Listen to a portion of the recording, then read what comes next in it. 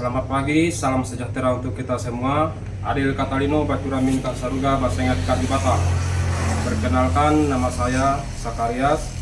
Saya mahasiswa STPK Santo Fransiskus Asisi Semarang, angkatan tahun 2024. Saya mengajar di SD Negeri 20 Pakato, Kecamatan Pahulu, Kabupaten Landak, Kalimantan Barat. Dan pada saat ini saya akan memberikan materi pelajaran tentang terlibat dalam hidup menggereja. Untuk lebih jelasnya, mari kita ikuti.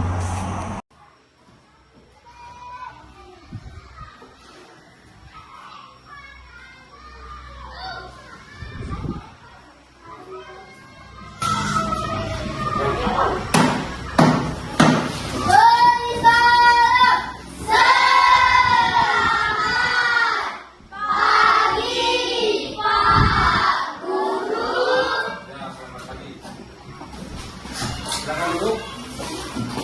Apa kabar anak-anak? Luar biasa. Coba ulangi sekali lagi. Apa kabar? Luar biasa. Terima kasih. Hari ini kita akan belajar tentang hidup terlibat dalam kegiatan menggereja, ya. Namun sebelumnya, terlebih dahulu kita awali pelajaran ini dengan doa pembukaan. Siapa yang mau berdoa? Ya, silakan.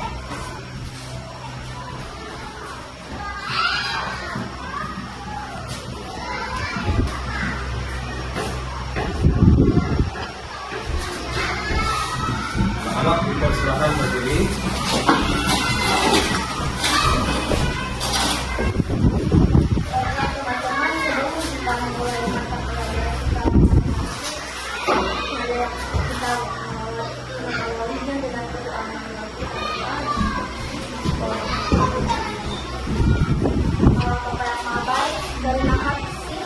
Baru yang engkau berikan dan engkau anugerahkan kepada kami. Pada hari ini kami akan belajar tentang bagaimana kami dapat terlibat dalam hidup gereja. Bantulah kami agar dapat memahami pelajaran ini dengan baik dan untuk menjadi anak-anak yang setia dan aktif dalam kehidupan gereja. Semoga Roh Kudus membimbing hati dan pikiran kami agar kami dapat semakin mencintai Engkau dan sesama kami. Demi Yesus Kristus, dan pengantara kami. Amin. Baik, terima kasih. Silakan duduk.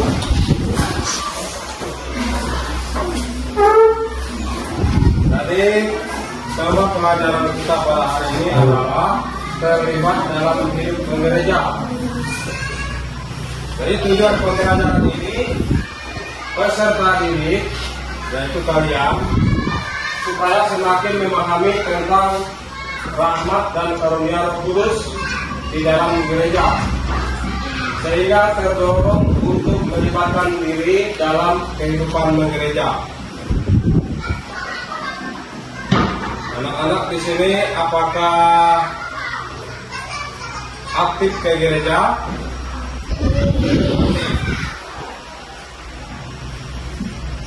Apa saja yang dilakukan ke gereja? Ayo, apa saja? Apa saja? Ayo, Vera. Beribadah pada hari Minggu. Hari Minggu, apa lagi?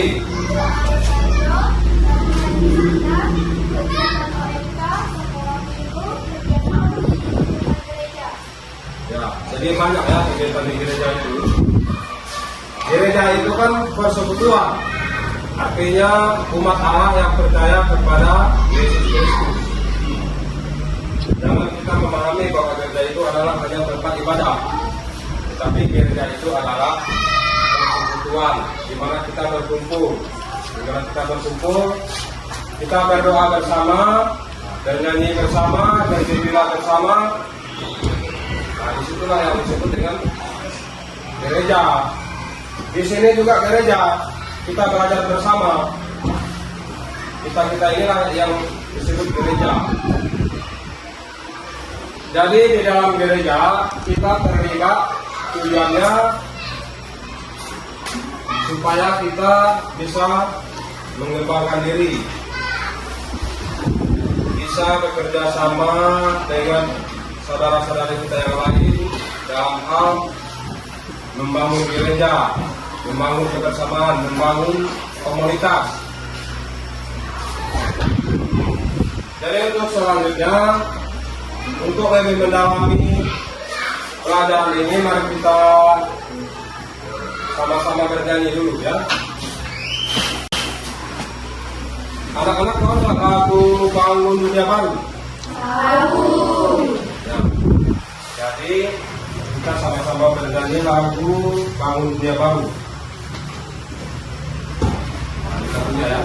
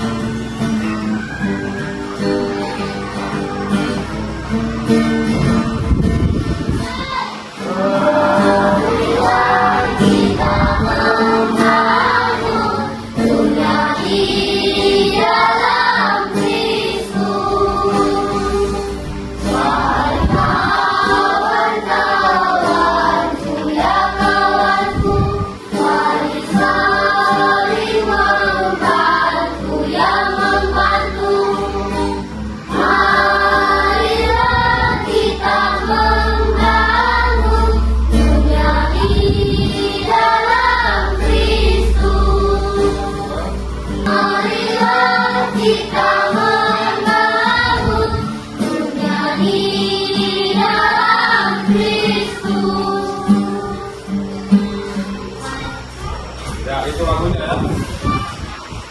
Membangun dunia baru. Jadi kalau kita membangun dunia baru itu kan pasti kita sertai dengan iman kita bersama Kristus. Pada zaman dahulu, pada zaman Yesus, ada dalam bacaan kitab suci yaitu 1 Korintus 12 ayat 1 sampai 11. Jadi jemaat perdana itu melakukan ibadat bersama atau kumpul bersama, nyanyi bersama. Jadi ada rupa-rupa karunia tetapi satu roh. Salah satu kutipan dari ayat kitab suci ini. Dan ada rupa-rupa pelayanan tetapi satu Tuhan. Dan ada berbagai perbuatan ajaib tetapi Allah adalah satu yang mengerjakan semuanya dalam semua orang. Tapi kepada tiap-tiap orang dikaruniakan penyertaan roh yang bersama. Ini para jemaat perdana, Yesus itu kan menyuruh para rasul untuk mengatakan kabar gembira kepada seluruh dunia.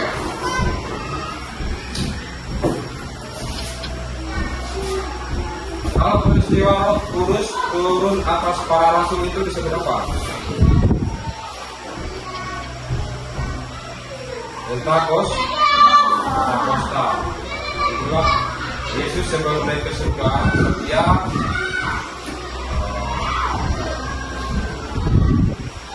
menyuruh para murid untuk melaksanakan kabar gembira sehingga mereka itu yang memberikan Indonesia itu berkembang sampai sekarang. Mereka itu diberkati oleh penuntun karunia Roh Kudus, Roh Tuhan itu sendiri. Jadi untuk lebih jelasnya kita akan mendengarkan bacaan kitab suci dulu ya. Bacaan kitab suci. Saya mau baca kitab suci. Ya silakan.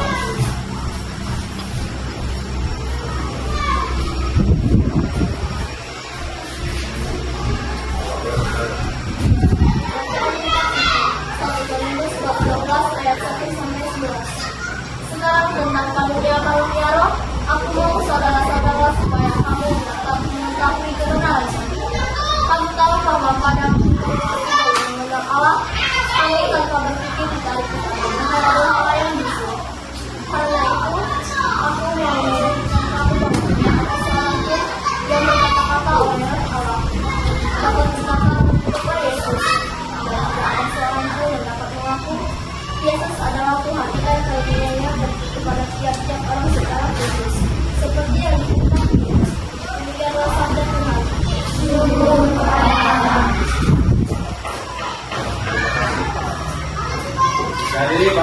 kitab suci yang sudah kita dengar tadi adalah tentang karunia Roh Kudus, Roh Tuhan,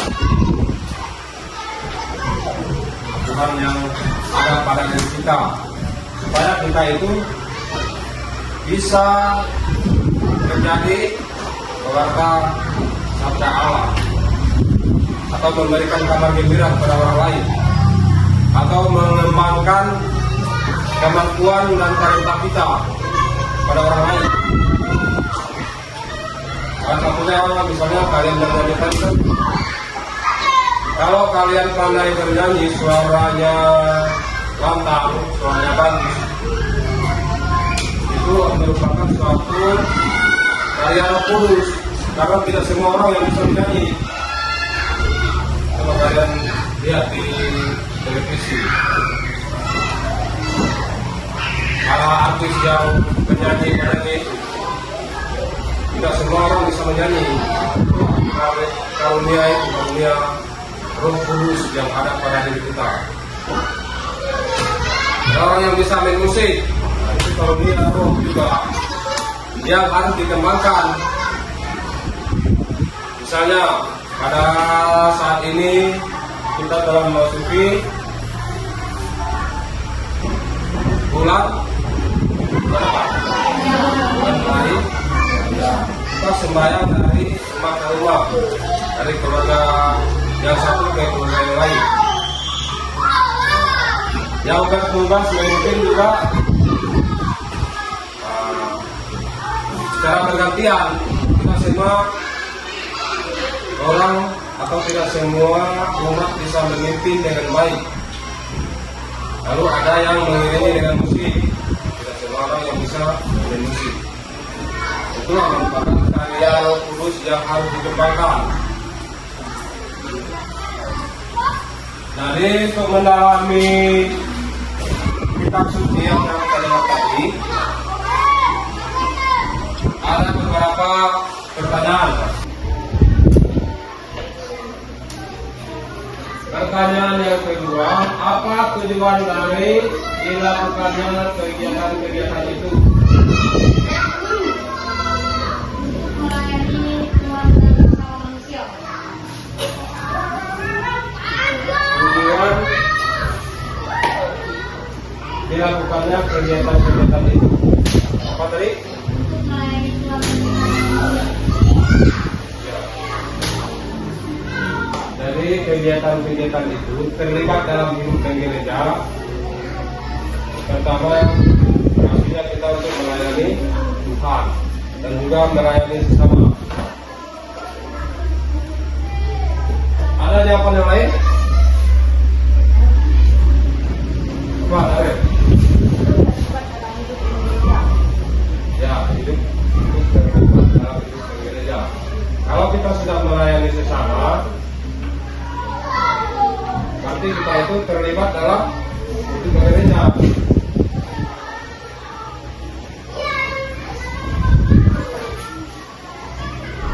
Pertanyaan nomor 3.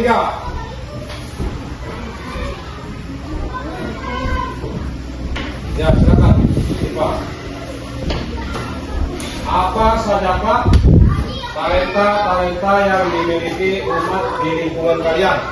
Bisa bernyanyi, bisa membacakan kitab suci, bisa berdoa, dan bisa menjadi anak Kristus. Pertama tadi bisa bernyanyi, itu merupakan talenta ya, kemampuan kita, karunia yang diberikan oleh Tuhan untuk kita kembangkan. Karena tidak bisa semua orang itu bisa bernyanyi. Lalu yang kedua tadi apa? Bisa membacakan kitab suci. Ya, bisa membaca kitab suci di gereja atau rektor ya. Tugas rektor membaca kitab suci di gereja. Itu membacanya itu bukan asal baca, bagaimana sikap kita ketika kita mau membaca, sikap hormat kita, karena yang dibaca itu bukan sekedar bacaan, tetapi adalah sabda Tuhan. Kitab suci itu sabda Tuhan ya. sabda Tuhan yang kita sampaikan kepada saudara-saudara kita supaya mudah dipahami, mudah diingat. Sebelum kita baca kitab suci, kita harus tunduk dulu, kita hormat dulu di depan altar. Nah, di situ baru kita baca. Kemudian apa lagi kemampuan kita? Yang ketiga tadi apa? Bisa memimpin doa. Nah, bisa memimpin doa. Misalnya ketika ada kegiatan sekolah minggu,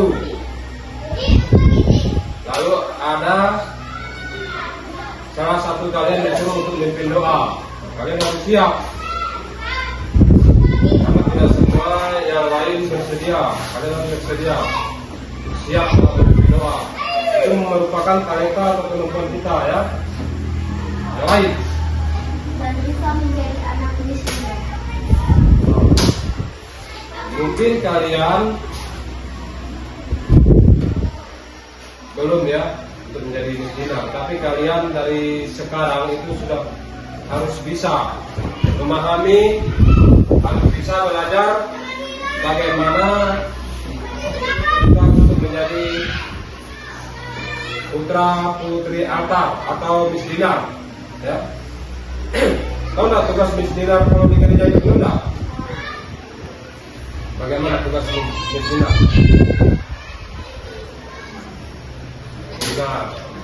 Misalnya ada pastor atau imam memimpin ibadat di gereja atau memimpin perayaan Ekaristi ya. Kalau misdinar itu disebut dengan pelayan di imam atau pelayan pastor. Dia membantu pastor, membantu menyiapkan misalnya komuni, membantu menyiapkan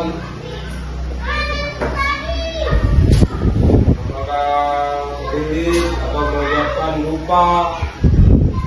Intinya melayani imam ya, itu tugas misdinar. Nanti kalian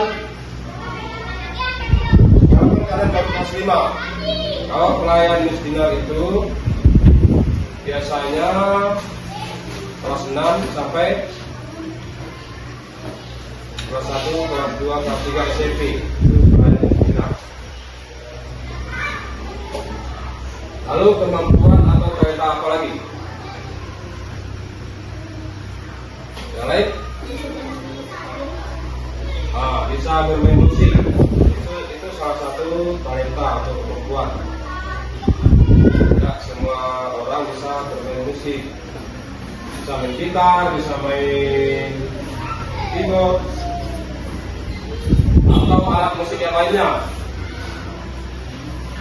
Pertanyaan ya, berapa lagi?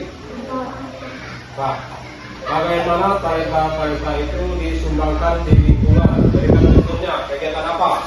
Saya dulu melatih kor, membina sekolah minggu, memimpin doa. Ya, kalau talenta itu disumbangkan di lingkungan lain ya, atau di stasiun lain atau di gereja tetangga. Salah satu contohnya tadi adalah melatih kor. Misalnya gereja tetangga kita tidak ada untuk yang melatih kor, jadi kita bisa bantu ya, untuk melatih suara untuk misalnya persiapan menyambut hari raya Natal atau persiapan menyambut hari raya Paskah. Artinya kita harus latihan nyanyi, latihan kor. Kemudian yang nomor 2 tadi apa? Membina sekolah minggu. Membina sekolah minggu itu sama ya. Kalau di tempat kita ada pembinaan anak sekolah minggu. Di lingkungan lain juga pasti ada. Makanya biasanya kalau sekolah minggu tempat kita, kalau satu lingkungan biasanya saling kunjungan. Itu namanya persekutuan gereja. Kita saling berkumpul bersama, berdoa bersama, sama dengan yang dalam bacaan kita tujuh kali, jemaat para rasul, jemaat perdana. Mereka itu mengadakan kumpul bersama, berdoa bersama. Nah, begitu juga kita kunjungan dari lingkungan ke lingkungan lain. Misalnya kunjungan anak sekolah minggu di stasiun Pakator misalnya, kunjungan ke stasiun Pampang, seperti itu. Apalagi yang lain? Nah, misalnya kita bisa memimpin doa, karena tidak semua orang bisa memimpin doa secara total. Ya. Kerjasama, kerja bakti.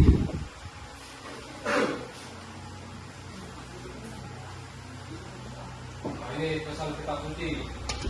Seluruh kegiatan umat yang dilakukan di lingkungan gereja menghadirkan karya keselamatan alam. Agar kegiatan itu terlaksana, umat terlibat sesuai dengan kemampuannya masing-masing. Misalnya tadi kemampuan dalam bernyanyi, bersuara, kemampuan dalam memimpin, kemampuan dalam merangkai bunga. Pernah tidak merangkai bunga? Itu merupakan suatu karya keselamatan Allah yang ada pada diri kita. Kita berkarya ya untuk gereja. Menurut Paulus ada beberapa golongan gereja yang disebut karyawan Tuhan. Ada golongan satu menanam, golongan yang lain menyiram, ya. Itu ya golongan itu namanya golongan masyarakat. Ada yang menanam, ada yang menyiram. Kalau golongan yang satu meletakkan dasar bangunan, yang lain membangun tembok, lain lagi membangun atapnya. Itu ada dalam 1 Korintus 4 ayat 1 sampai 23. Kemudian rupa-rupa karunia itu seperti membuat menyiksa. Ada karunia bernubuat, seperti suka membantu, menasihati dan menghibur. Ini karunia yang bernubuat namanya. Kemudian ada karunia mengajar, ada karunia menanam, ada karunia menyiram. Menanam artinya kita mengejarkan yang baik, ya. Menyiram, ya kita namanya juga menyiram, artinya memelihara, ya, memelihara, memperbaiki. Kemudian rupa-rupa pelayanan, ada pelayanan di bidang peribadatan, pengajaran, persekutuan dan sebagainya. Kemudian semua karunia itu diberikan oleh satu roh. Yang kita berikuti diberikan oleh satu roh, yaitu roh Tuhan, ya, roh Tuhan. Jadi karunia itu pelayanan yang kita berikan kepada sesama, jadi untuk kepentingan bersama atau untuk kepentingan gereja, ya. Maka sesuai karunia masing-masing, umat harus terlibat dalam hidup gereja. Kalau kita sudah mengembangkan karunia-karunia dari Tuhan tadi, artinya kita secara langsung terlibat dalam hidup gereja. Hidup gereja itu dilakukan agar karya keselamatan Allah dapat dirasakan oleh umat itu sendiri dan oleh masyarakat. Nah, itu tujuannya, ya. Kalau kita terlibat dalam hidup gereja, artinya kita telah melakukan karya keselamatan Allah. Ini terakhir, ya. Sebagai kesimpulan,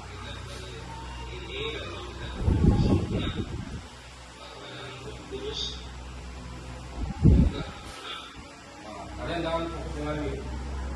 Sebagai kesimpulan, dalam Roh Kudus ada rupa-rupa karunia dengan orang dibaptis diberi karunia oleh Roh. Seluruh karunia itu untuk satu tujuan, untuk persatuan dari perkembangan gereja. Dan orang yang dibaptis mendapatkan karunia untuk terlibat dalam hidup gereja.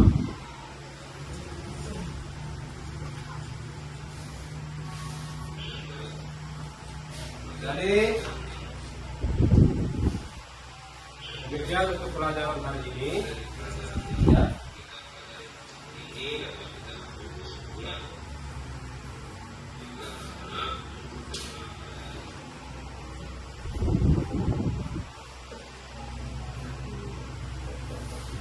Demikian untuk pelajaran pada hari ini tentang tema apa temanya?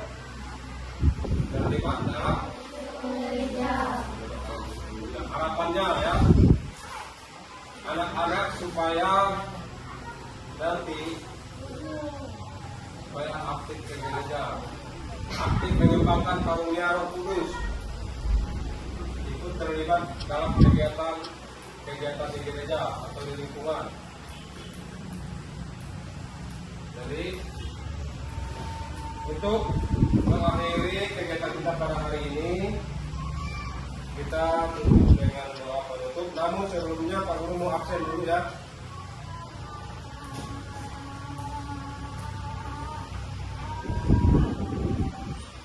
Karena tadi absen. Adrian ada? Nadir. Adrian?